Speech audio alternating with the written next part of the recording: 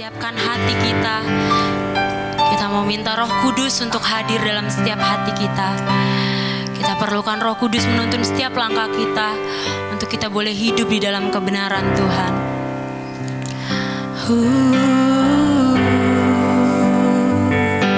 Kami mau datang kepadamu Tuhan.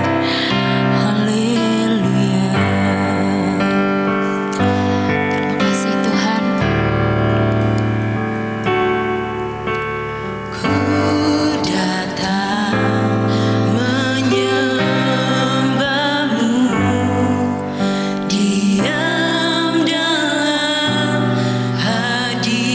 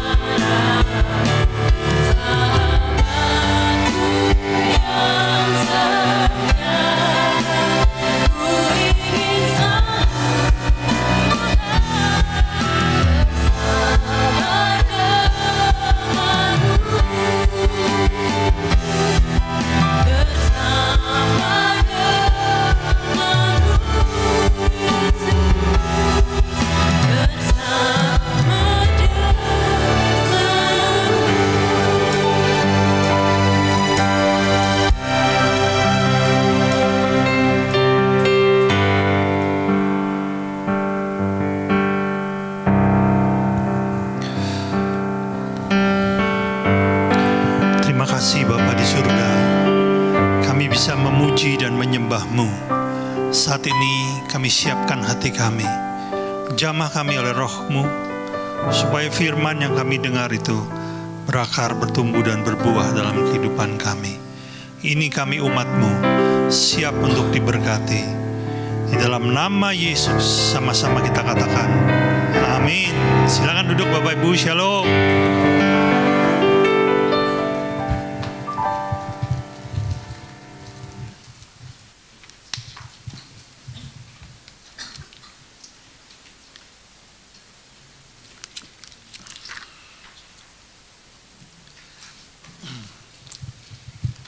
Senang bisa berjumpa kembali di bulan terakhir tahun ini ya. Tidak terasa kita sudah di penghujung tahun.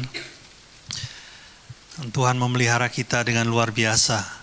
Saya mau umumkan bahwa ibadah Natal akan diadakan pada tanggal 15 Desember, yaitu pada minggu ketiga di tempat ini ya, bertepatan dengan hari Minggu juga. Jadi ibadah Natal tanggal 15 Desember, jam yang sama. Setelah ibadah kita akan makan bersama ya di luar sana, ya membangun keakraban. Nah, cuman dalam kesempatan ini gereja memberi kesempatan kepada Anda yang mau memberkati dengan cara membawa satu jenis makanan ya, satu jenis saja. Mungkin ada yang mau bawa kerupuk, ada yang mau bawa mie goreng, terserahlah apapun. Bawa satu jenis. Dan harap bagi yang mau membawanya bisa berkoordinasi dengan istri saya supaya jenis makanannya nggak tumpang tindih ya. Jadi WA saja kepada istri saya. Haleluya. Nah, saudara, pagi ini saya mau mengajak kita untuk menemukan karakter Tuhan. Karakter Tuhan itu luar biasa. Kalau kita mengenal karakter Tuhan, otomatis iman kita akan bertumbuh. Nah, kita akan menemukan karakter Tuhan ini melalui kehidupan seorang nabi yang dicatat dalam Alkitab, yaitu Nabi Yunus. Ya, saya percaya Bapak Ibu sudah pernah membacanya. Oleh karena itu mungkin kita akan membacanya tidak terlalu banyak secara berlompat-lompat. Mulai dari Yunus 1 ayat 1. Ya, oke. Yunus 1 ayat 1. Bunyinya demikian. Datanglah firman Tuhan kepada Yunus bin Amitai, ya, Yunus anak Amitai. Demikian ayat 2. Bangunlah, pergilah ke Niniwe, kota yang besar itu. Berserulah terhadap mereka karena kejahatannya telah sampai kepadaku. Perhatikan kata kejahatannya telah sampai kepada Tuhan. Ini punya arti bukan kejahatan biasa, tapi kejahatan yang serius, betul-betul jahat dan dilakukan terus-menerus tanpa ada pertobatan. Ya. Mungkin saudara bisa mengingat sebagai perbandingan, ada satu kota yang juga terkenal besar, yaitu kota Sodom dan kota Gomorrah. Ya, itu juga dikatakan kejahatannya sudah sampai kepada Tuhan. Ya, ini kejahatan yang luar biasa. Jadi kejahatan yang bukan biasa-biasa. Ayat 3. Oke. Tetapi Yunus bersiap untuk melarikan diri ke Tarsis. Saya ulangi ya, melarikan diri ke Tarsis, jauh dari hadapan Tuhan. Saudara, arti kata melarikan diri ini bicara menolak panggilan Allah, menolak perintahnya atau menolak firman-Nya. Ada waktu-waktu Tuhan itu berbicara kepada Anda dan saya hari-hari ini ya, dengan cara apapun. Ketika kita menolaknya, sebetulnya kita ini sedang menjauh dari Tuhan. Seperti apa yang dibuat oleh Yunus. Perhatikan saudaraku, ketidaktaatan itu membuat kita menjauh dari Allah. Saya ulangi ya, ketidaktaatan itu membuat Anda dan saya menjauh dari Tuhan. Oleh karena itu, keintiman hanya bisa dibangun dengan ketaatan. Sebaliknya, tanpa ketaatan, mustahil kita bisa bangun keintiman dengan Tuhan. Saudara mengerti? Dan ini yang dibuat Yunus. Yunus menolak untuk mentaati perintah Tuhan, bahkan dia melarikan diri. Firman Tuhan mengatakan dia jauh dari hadapan Allah. Saudara, kalau saudara perhatikan, Yunus ini kalau kita bandingkan dengan nabi-nabi lain yang dicatat dalam Alkitab, Yunus ini unik pelayanannya. Kenapa unik? Karena Yunus ini adalah satu-satunya nabi yang diutus kepada bangsa non-Israel. Nabi Yesaya, Nabi Nehemia, Nabi Elia, dan kawan-kawannya itu diutus kepada Yehuda dan kepada Israel. Tapi khususnya Yunus ini diutus kepada bangsa Asyur. Menarik ya. Jadi ini keunikan yang pertama. Yang kedua, Asyur ini adalah musuh Israel yang paling kejam. Bangsa ini terkenal sebagai bangsa yang paling kejam dalam berperang, dalam mengalahkan musuh-musuhnya pada masa itu.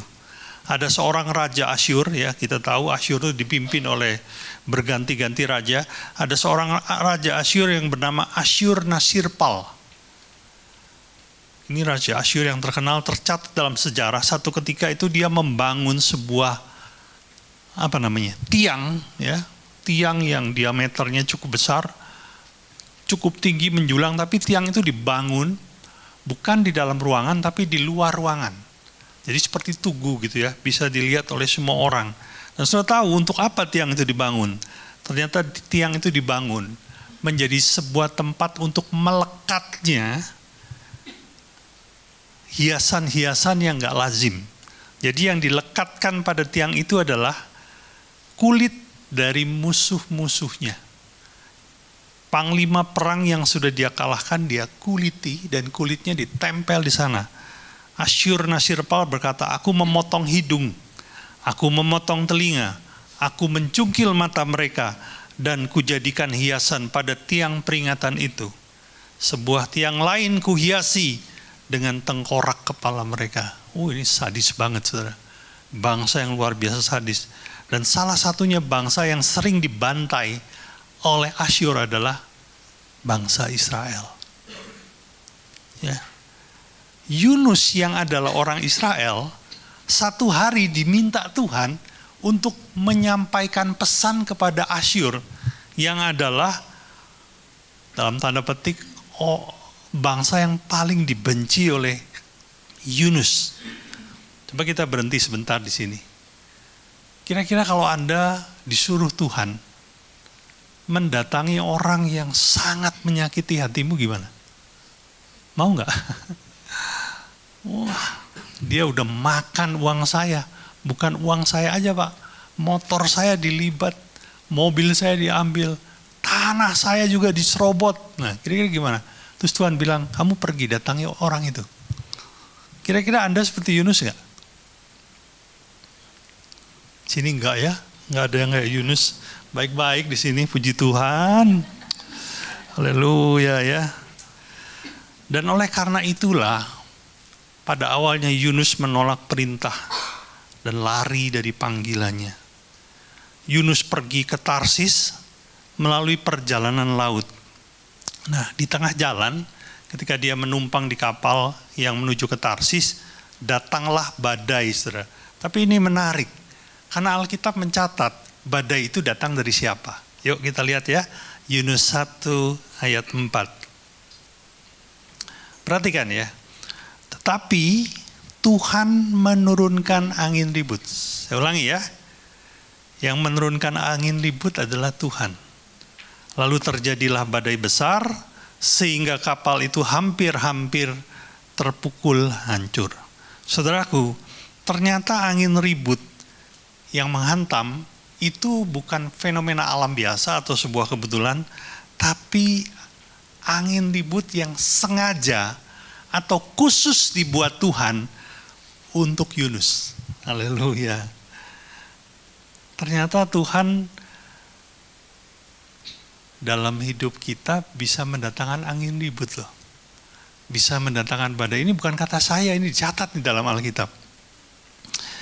Ya, saya percaya Tuhan itu mendatangkan kebaikan, pertolongan, berkat, kemurahan, kesembuhan. Tapi dalam konteks Yunus ini, dia mendatangkan apa? Angin ribut, mendatangkan badai. Pertanyaannya, kenapa Tuhan lakukan itu?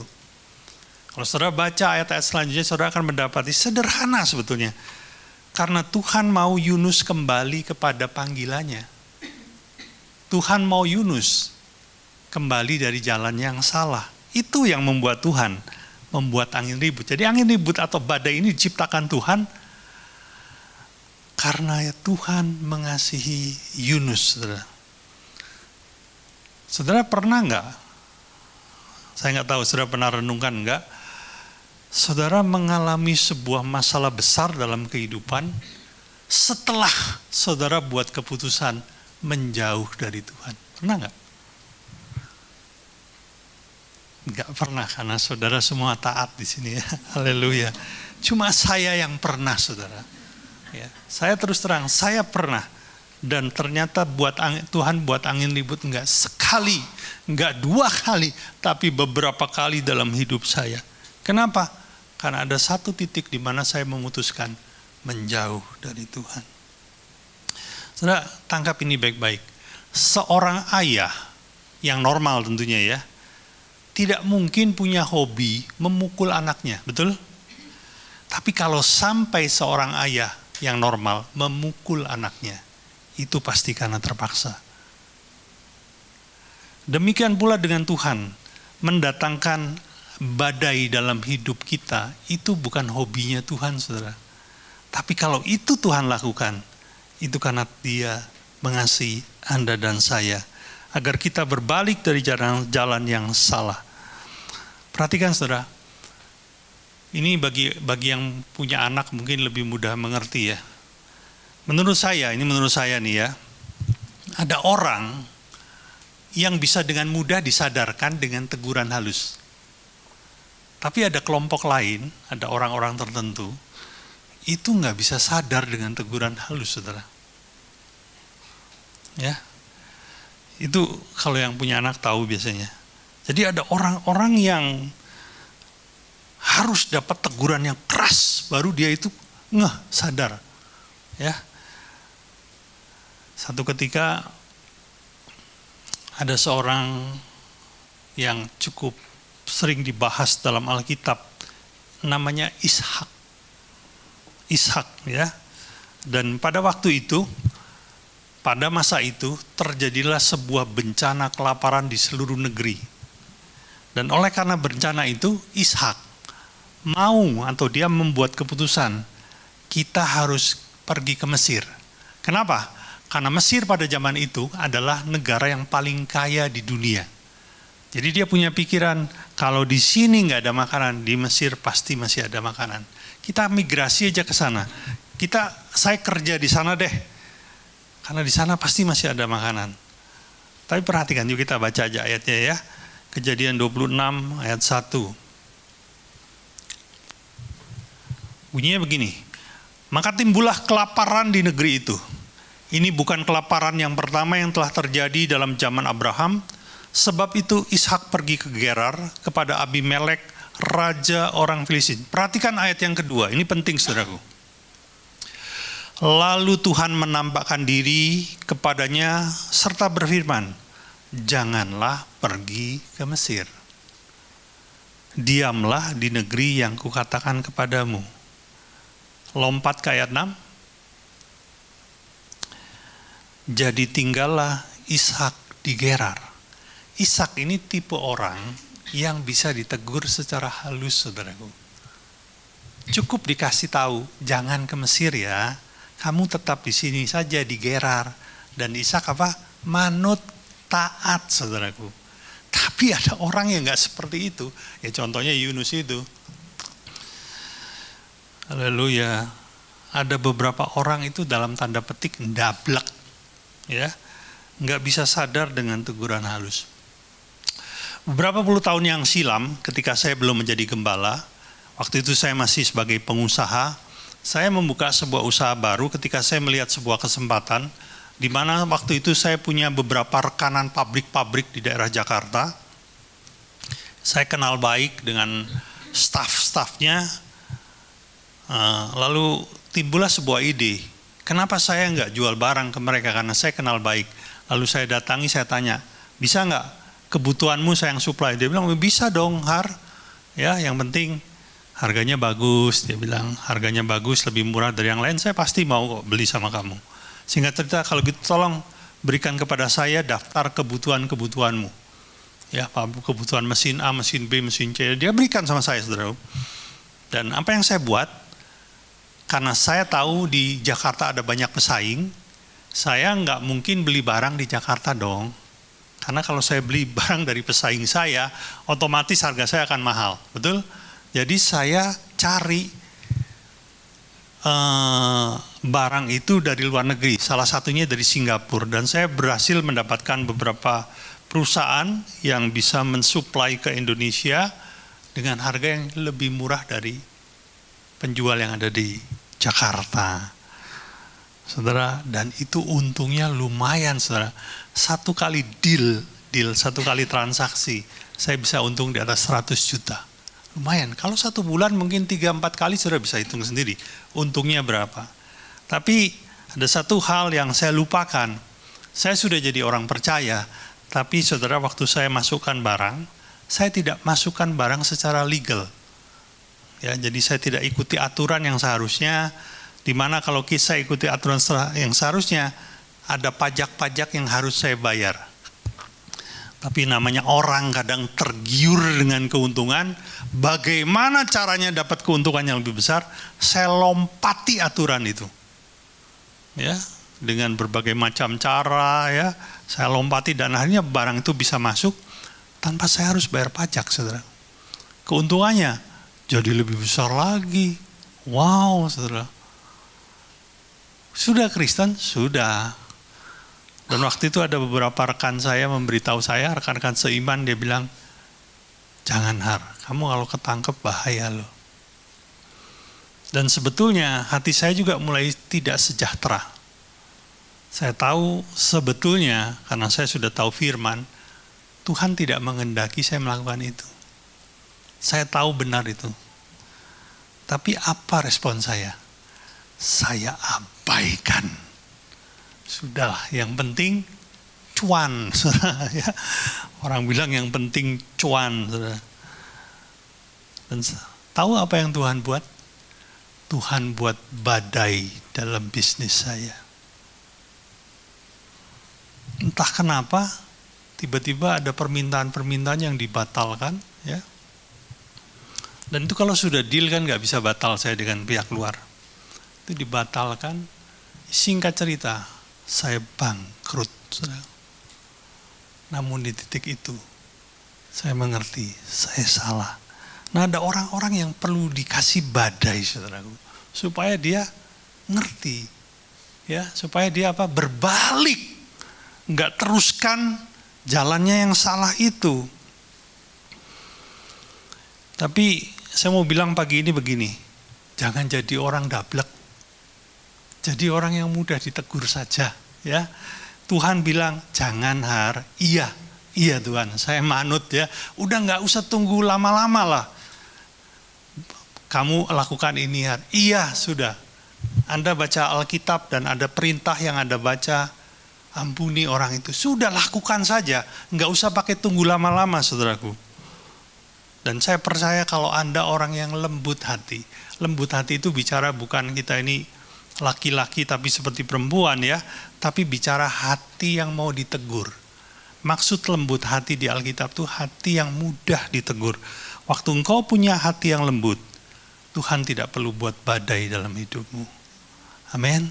Seperti yang dilakukannya kepada Yunus. Ya, pagi ini saya nggak bicara terlalu panjang, saudaraku. Yang berikutnya kita lihat Yunus 3 ayat 1.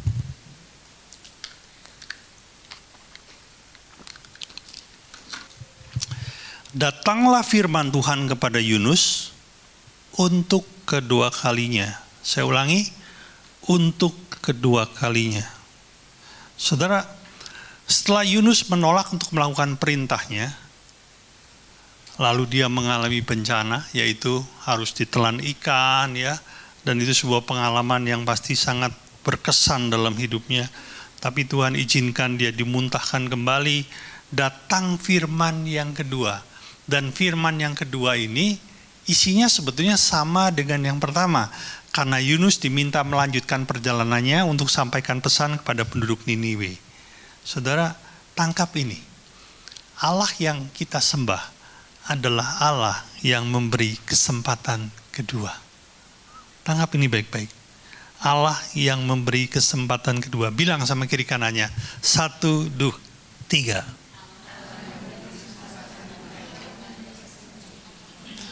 Haleluya.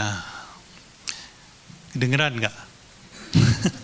Kalau nggak kedengeran, kurang banter. Saya mau kita tampilkan satu foto Elisha judulnya Elisha, ya. Ya, saya percaya Anda nggak kenal dengan orang ini, saya juga sebetulnya nggak kenal dengan dia. Tapi dia punya kehidupan yang luar biasa. Saudara tahu ada berapa orang Kristen di Israel? Mungkin saudara nggak tahu, ya. Israel tuh penduduknya 9,5 juta. Jadi sebenarnya nggak terlalu banyak. Kalau dibandingkan Indonesia berapa? 200. Itu tahun kapan? Sekarang. Nah, ya. Antua pinter karena nggak hampir 300 Mbu Biro. Pokoknya hampir 300, Pak. Ya. Itu jawaban diplomatis yang sungguh cerdik. Jadi kalau dibandingkan dengan Indonesia, sebetulnya Israel itu kecil. Ya. Hampir mirip dengan penduduk mana? Tetangga kita, yaitu Singapura, sekitar 10 juta.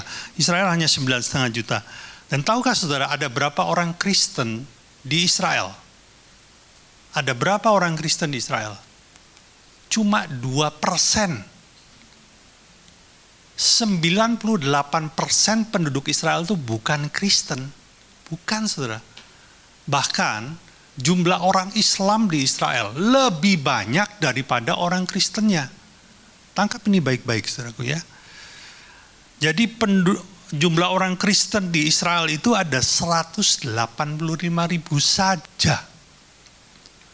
Jauh lebih kecil juga dari jumlah orang Kristen yang ada di Indonesia. Ya, ada saudara-saudara kita di luar sana, orang-orang yang belum percaya kepada Tuhan, menganggap kalau Israel itu Kristen. Bukan loh, Israel itu bukan Kristen, saudara. Anda salah di sana, ya. Nah, dari 185.000 orang, dia adalah salah satunya. Namanya Elisha. Ya.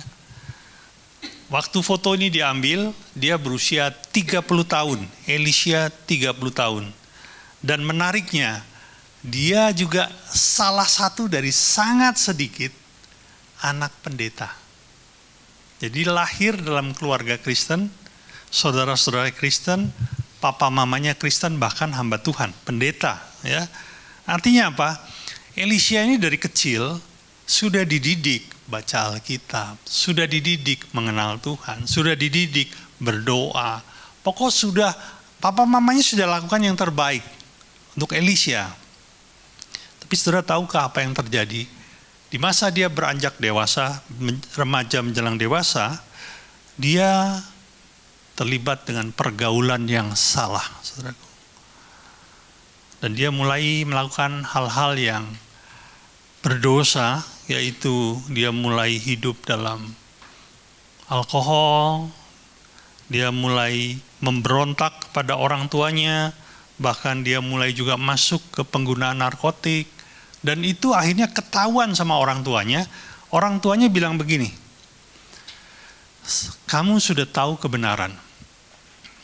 Yang papa mau tanya sama kamu hari ini cuma satu saja. Kalau kamu memutuskan bertobat, kamu boleh tetap tinggal di rumah kami. Karena Elisha waktu itu belum menikah, ya. Masih bujangan dan masih ikut orang tuanya. Tapi kalau kamu memutuskan untuk hidup terus seperti caramu, silakan keluar dari rumah ini. Dia bilang, kamu nggak bisa tinggal sama kami. Karena kamu menjadi contoh yang tidak baik buat jemaat dan buat adik-adikmu. Jadi papanya bilang begitu. Dan Elisha memutuskan meninggalkan rumah. Ya. Kadang-kadang saya berpikir, Tuhan udah dididik loh, udah diajarin firman, udah diajarin berdoa, menyembah Tuhan, ikut komsel, kok masih bisa ya saudara? Saya nggak bisa menjawab itu, tapi ini yang terjadi. Dan apa yang terjadi selanjutnya? Elisha semakin tenggelam dalam kehidupan dosanya. Dia mulai di luar sana, dia mulai berkumpul dengan orang-orang yang semakin gak beres, mulai terlibat dengan pencurian, mulai terlibat dengan kriminalitas, mulai terlibat dengan pelacuran, bahkan akhirnya dia menjadi gigolo, saudaraku. Satu ketika dia mencuri sebuah kendaraan di pinggir jalan, saudara, ini terjadi di Israel loh, di Tel Aviv. Saudara, Tel Aviv ya. Kalau saudara bilang saya belum pernah ke sana, saya juga sama. Jadi kita sama-sama pura-pura tahu saja. Nah, di Israel tuh ada narkotik, saudara. Ada pencurian, ada nggak beda sama Indonesia lah, saudara. Ya, sekalipun itu tempat ziarah rohani, tapi sebenarnya banyak kriminalitas juga. Nah, satu kali ketika dia mencuri sebuah mobil, dia ketangkep. Udah jelas, dia nggak bisa berkelit. Singkat cerita dia di penjara. Dia harus melewati beberapa waktu di penjara, sampai satu hari dia bebas. Tapi waktu dia bebas, dia sudah nggak punya apa-apa lagi. Bahkan semua teman-temannya meninggalkan dia. Di titik itu dia merasa apa? Hancur. Saya sudah nggak punya apa-apa lagi. Dan yang dia ingat cuma satu, ayahnya, papanya. Saudara tahu apa yang dia buat? Ketika dia berputar-putar kota dan dia nggak tahu mau kemana, akhirnya dia sampai ke depan rumahnya, lalu dia ketuk pintu rumahnya. Dan yang membukakan adalah papanya sendiri. Waktu dia lihat papanya membuka pintu, apa yang dia buat? Dia berlutut, saudara. Dia berlutut dan dia bilang gini, "Pak, aku salah. Aku perlu engkau, karena aku tidak punya siapa-siapa lagi." Tahu nggak papanya bilang apa? "You don't need me." Dia bilang, kamu nggak perlu aku. Yang kamu perlukan adalah Yesus. Dan dia bilang, yes, aku mau datang kepada Yesus. Besoknya, padahal mungkin dia sudah dibaptis, besoknya dia dibaptis lagi. Dibaptis, dan saudara, dia bilang begini, ketika saya keluar dari air, dari kolam baptisan itu, saya merasa beban saya terangkat semua, dan saya merasa kasih Allah turun dalam hidup saya merasa punya masa depan lagi. Akhirnya hubungan dengan keluarganya dipulihkan, hubungan dengan Tuhan dipulihkan, bahkan hubungan dengan teman-temannya, sekomunitas yang baik juga dipulihkan. Saya mau tampilkan foto yang kedua. Nah, ini Elisha hari ini. Dia adalah tentara Israel. Dia berjuang membela tanah airnya. Dia dipanggil karena memang Israel, karena perang yang begitu panjang, kekurangan orang, saudaraku. Jadi dia dipanggil untuk membela negaranya dan dia bersedia. Tapi dia bilang begini, bukan dia bilang begini, maksud saya begini. Di luar tugas dia, tahu nggak saudara apa yang dia buat? Elisha adalah penginjil. Teman-teman tentaranya banyak yang diinjili. Dan dia adalah sedikit, sangat sedikit penginjil dari yang ada di seluruh Israel. Karena apa? Populasi Kristen cuma 2%. Tapi dia berani memberitakan Kristus di jalan-jalan loh. Bahkan diludahi pun dia tetap melakukan penginjilan. Saudara lihat di sini. Allah adalah Allah yang memberi kesempatan kedua. Buat saya, Dia adalah Allah yang memberi kesempatan ketiga, keempat, kelima, keenam. Karena saya berulang kali salah jalan. Saya ingat ketika waktu saya mahasiswa dulu, saudaraku. Saudara, banyak di sini yang pernah kuliah ya. Dan biasanya rekan-rekan itu mengejar IP, nilai ya, IP betul ya. IP yang tinggi gitu ya. Kalau bisa di atas 3,5. Ya udahlah, di atas 3 juga oke lah gitu ya. Saudara tahu, IP saya cuma 1,6. Saya menjadi rekor yang paling rendah dari seluruh fakultas. Kenapa? Karena saya hampir-hampir tidak pernah hadir di kelas, saudara. Nakal banget, saudara. Nakal banget. Ya, saya punya begitu banyak cara untuk mengelabui papa dan mama saya. Papa mama saya udah tahu kalau saya nakal. Jadi, kalau malam itu semua pintu dikunci. Tapi saya tinggal di kamar atas, saudaraku. Dan saya punya cara. Salah satunya apa? Saya tunggu sampai mereka ngorok tidur.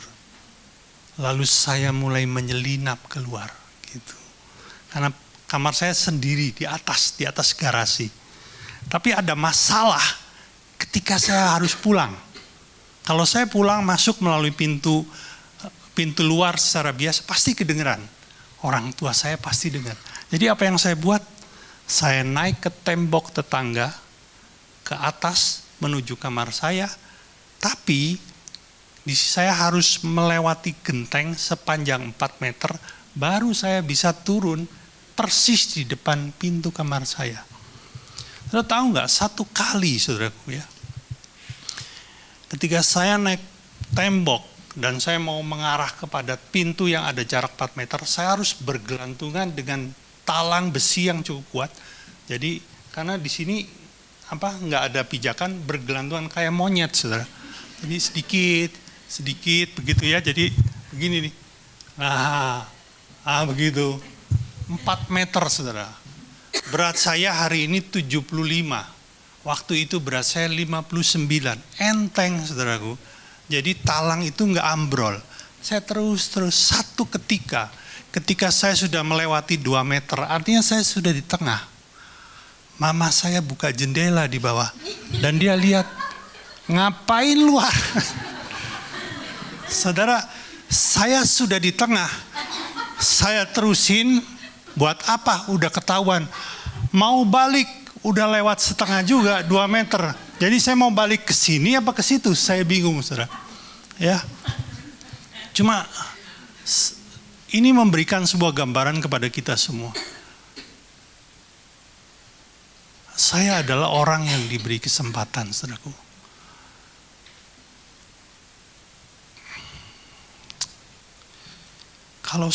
Kalau engkau bisa mengenal kasih yang sedemikian besar, saudara, mungkin ada saudara yang sudah jatuh bangun di dalam dosa, tapi ketahuilah, Dia Allah yang memberi kesempatan.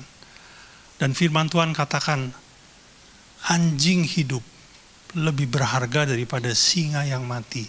Artinya tahu, ketika engkau masih hidup, Allah masih bersedia memberimu kesempatan. Saudara, saya mau tutup dengan sebuah kisah yang sebenarnya ada di Yunus ini. Yunus ini akhirnya kan ke Niniwe kan. Tahu nggak apa yang dia sampaikan sama penduduk Niniwe? Nggak tahu Pak, saya kan nggak ada di sana. Tapi kan ada di Alkitab, saudara.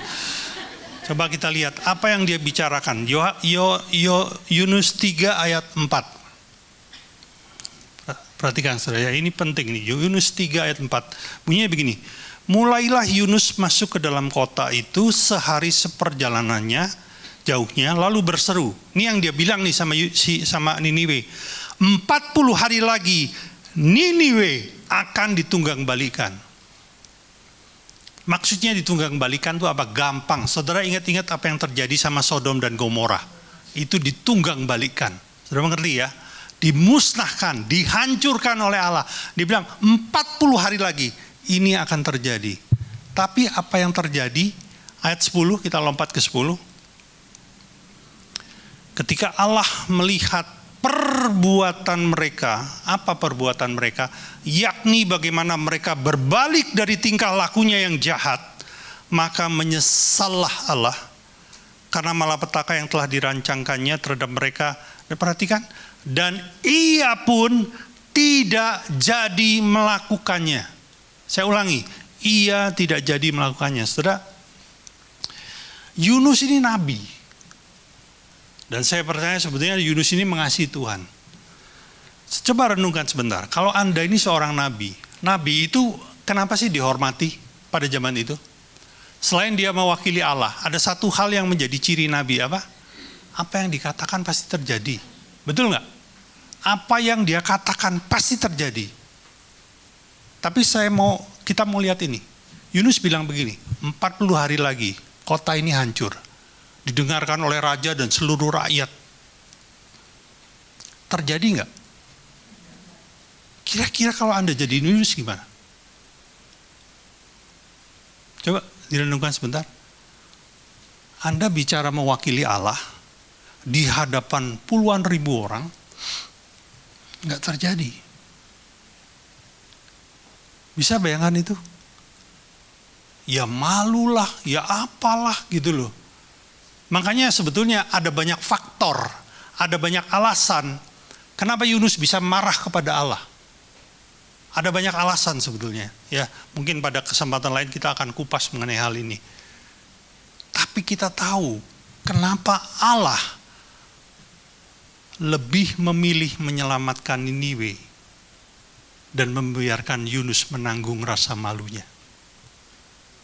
Kenapa? Karena bagi Allah pertobatan jauh lebih penting.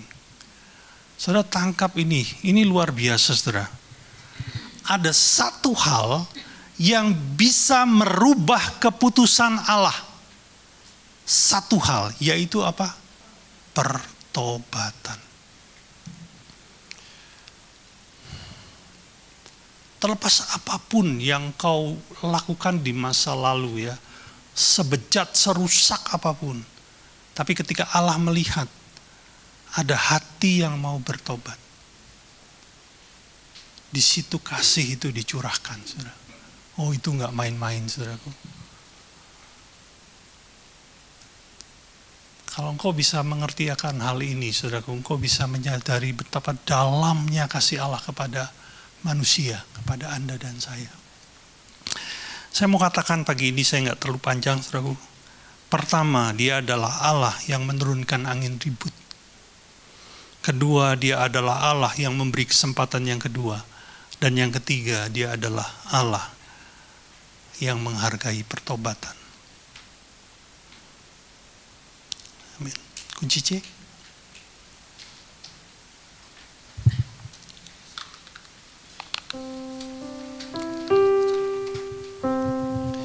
Kasih Allahku sungguh telah terbukti ketika dia menyerahkan anaknya. Kasih Allah mau berkorban bagi kau dan aku. Tak ada kasih seperti kasih-Nya. Sekali lagi, kasih Allah. Kasih Allahku sungguh telah terbukti.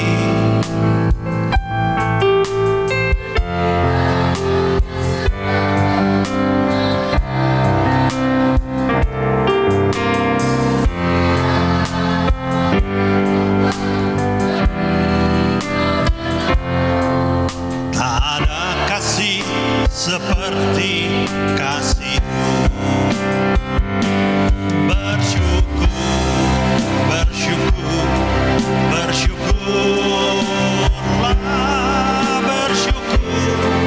karena kasih setiamu. Ku sembah dan ku sembah. Ku sembah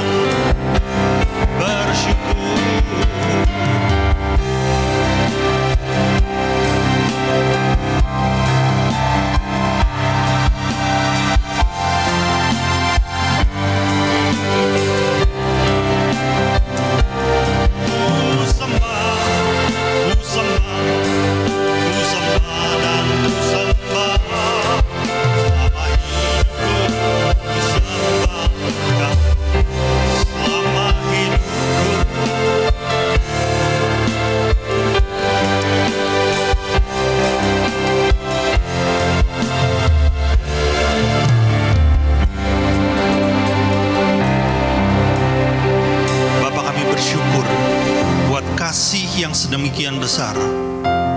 Kami yang selayaknya mati, kami yang selayaknya mengalami hal-hal yang buruk, kami yang selayaknya masuk neraka, tapi oleh karena kasih-Mu, kami diselamatkan, kami dipulihkan, kami diberi kesempatan kedua, kami menjadi baru di hadapan-Mu Tuhan.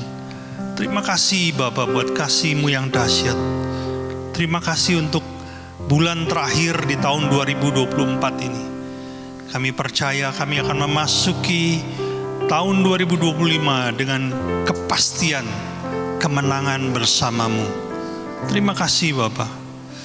Segala puji syukur hanya bagi-Mu. Di dalam nama Yesus Kristus sama-sama kita katakan amin. Pagi ini kita akan menerima perjamuan kudus. Sebelum kita menerimanya, mari kita datang kepada Tuhan. Saya mau mengajak kita untuk memutuskan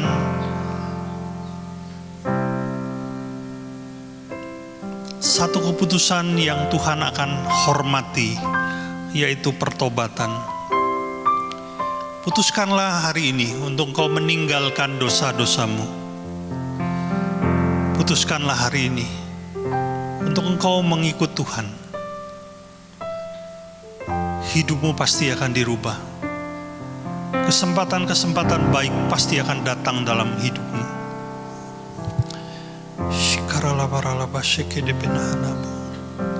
Terima kasih Bapa.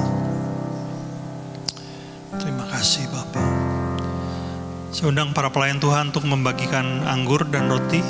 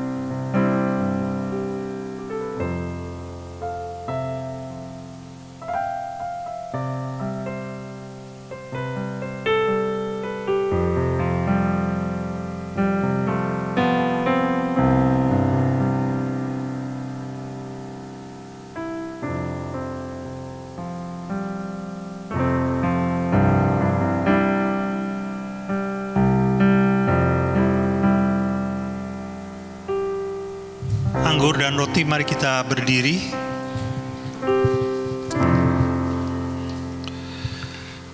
Mari kita angkat roti di atas kepala kita. Sebab apa yang telah kuteruskan kepadamu telah aku terima dari Tuhan, yaitu bahwa Tuhan Yesus pada malam waktu ia diserahkan mengambil roti dan sudah itu ia mengucap syukur atasnya. Ia memecah-mecahnya dan berkata, inilah tubuhku yang diserahkan bagi kamu. Perbuatlah ini menjadi peringatan akan aku. Jemaat yang dikasihi Tuhan, bukankah roti yang kita pecah-pecahkan ini adalah persekutuan kita dengan tubuh Kristus?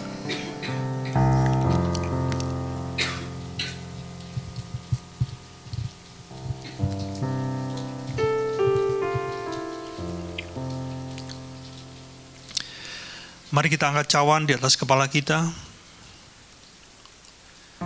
Cawan ini adalah cawan perjanjian baru yang dimeteraikan oleh darahku. Perbuatlah ini setiap kali engkau meminumnya, menjadi peringatan akan aku. Bukankah cawan pengucapan syukur yang atasnya kita ucapkan syukur adalah persekutuan kita dengan darah Kristus? Mari kita minum. Makasih Tuhan.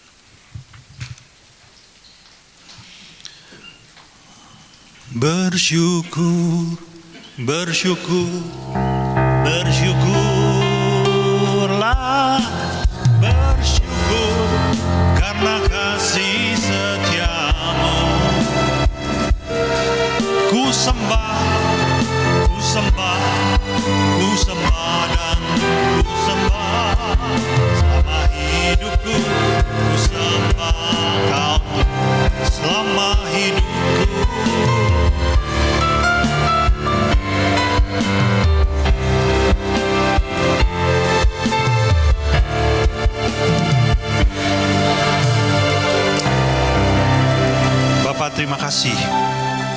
pengorbanan Kristus di atas kayu salib, sehingga kami bisa menikmati berkat yang luar biasa.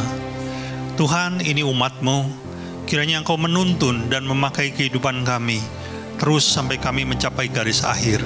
Terpujilah nama-Mu Bapa, di dalam nama Yesus Kristus. Sama-sama kita katakan, amin. Silakan duduk Bapak Ibu, kita akan mendengarkan pengumuman.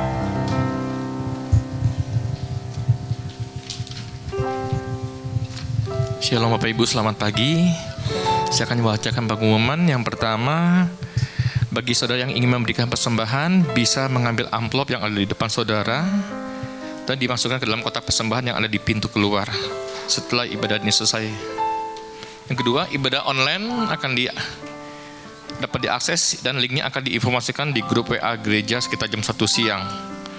Untuk membangun keimanan dengan Tuhan, gereja mengajak jemaat untuk menyembah Tuhan di rumah masing-masing setiap jam 8 malam. Saudara bisa mengajak seluruh anggota keluarga untuk terlibat dalam penyembahan tersebut. Doa malam setiap hari Rabu jam 7 dan kelas pendalaman Alkitab hari Kamis jam 7. Dimohon kehadirannya 15 menit sebelumnya.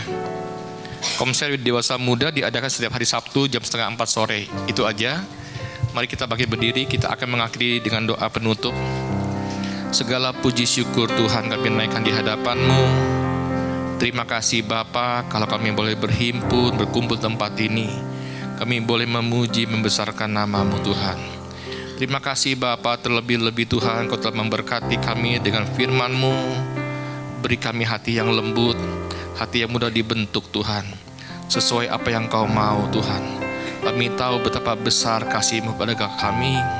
Kami bersyukur Tuhan punya Allah seperti Engkau. Kami juga memberkati gembala kami Tuhan. Hati hamba, hati gembala Kau taruh dalam hidupnya Tuhan, untuk menuntun kami untuk lebih lagi mengasihi-Mu Tuhan. Berkat juga istri dan anak-anaknya Bapa. Bahkan kami juga bersyukur Tuhan, kalau kami boleh melayani Engkau, itu WL, singer, pemain musik, guru sekolah minggu. Terima kasih Bapa, kalau kami melayani Engkau, berilah kami hati yang murni, hati yang tulus untuk melayani Engkau Tuhan. Terima kasih Bapa, kami juga Tuhan berdoa untuk seluruh jemaat tempat ini Tuhan. Kau memberkati mereka, keluarga lepas keluarga, pribadi lepas pribadi Tuhan. Pekerjaan, studi mereka Kau berkati. Beri kami hati untuk mengasihi-Mu Tuhan.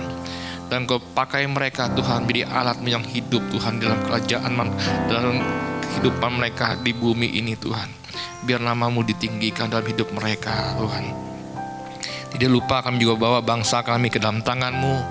Kami mengasihi bangsa kami Tuhan. Ampunilah bangsa kami, berkati bangsa kami. Berilah hujan pertobatan, hujan keselamatan bagi bangsa kami Tuhan. Terima kasih Bapa, kami memberkati bangsa ini Tuhan, dari Sabang sampai Merauke. Kau juga memberkati pemimpin kami, Pak Prabowo Tuhan, yang telah Kau pilih. Biar apapun yang beliau putuskan semata-mata hanya untuk mensejahterakan bangsa kami. Kami juga memberkati pemimpin kami yang di pusat dan di daerah Tuhan. Beri kepada mereka hati yang takut akan Engkau.